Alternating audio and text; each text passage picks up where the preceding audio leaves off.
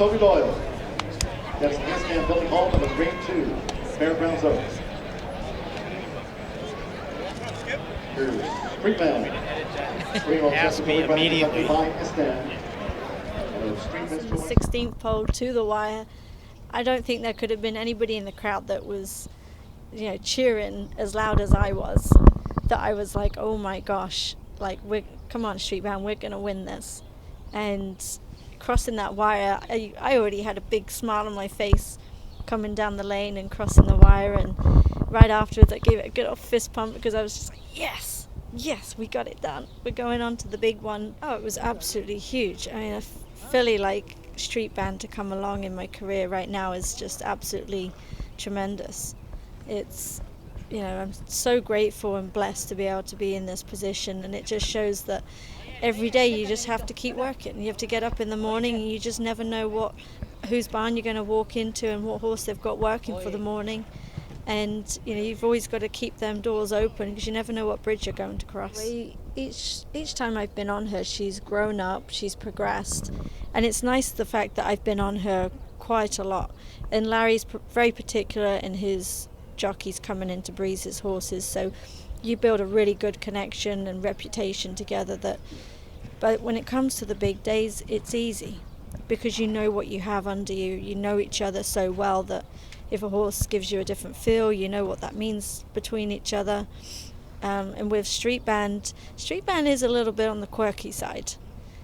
She has a bit of a hot streak in her that you'll see as she'll be on her toes. She doesn't necessarily sweat up, but usually she's just pretty hot-headed that she's on her toes and raring to go. I'm the newbie at this one today going into this race, and I just trust my team behind me. Larry's workers, his staff, Corey and George who rides her every day, they do a fantastic job, and I trust them 100%, and we're all along for the ride and enjoying ourselves, and it's fantastic. And would win the Kentucky Oaks. What do you think your reaction on horseback would be?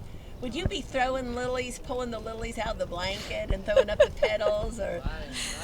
I'd imagine so. Yeah, I'd probably cross the wire. When I cross that wire, it'd be just listening to the crowd and taking it all in. Probably giving it a good old fist pump that just, yeah, I've got it done. We've got the job done, and giving her a big pat and a kiss. And I'm sure I'd probably have tears of emotion because I'd be so happy coming through, and it would just be unbelievable. And I think, just like I said, when you're pulling up and listening to the roar of the crowd just cheering for you and coming back and big smile on my face, it would be, it's a dream come true. When I won on Fioretti at Keeneland in the TCA Stakes, and before the race I was looking around and I saw Donna Brothers out there on the pony, and I said to myself, wow, wouldn't that be so cool to be the jockey that pulls up and gets to talk to Donna Brothers on the way back in, doing that interview out on the course as you're walking back to meet your owners and your connections. That'd be so cool. And when it happened, I was like, oh my God, that's me. I'm getting it. That's what I'm going to be doing right now. And of course, I hadn't won. That was my first biggest race that I'd won, a grade 2. So of course I was a bit like, yay, I was so happy.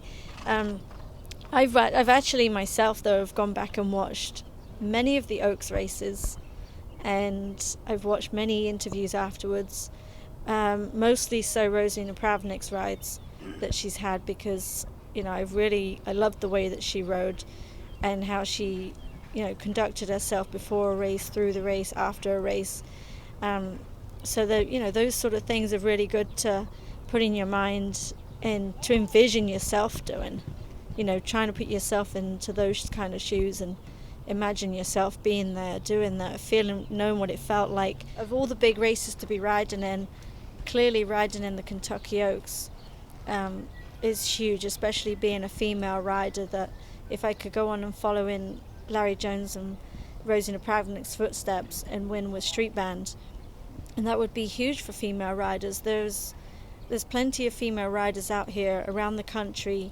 around the world, that ride on a top level, that we're always having to keep knocking down that wall that, yes, we're a female rider, but we're jockeys. Simple as. We're the same as the guys out there. We ride hard, we ride smart, we do our job very well. and we work hard in the mornings like everybody else. I think it'd be absolutely huge, for another female rider to go on and win the Kentucky Oaks. It can open so many doors for other female riders that are out there that, gives them some hope and belief, and it helps them to realize you just don't give up. Just keep trying, keep knocking on the door, keep working hard, and the opportunities will come.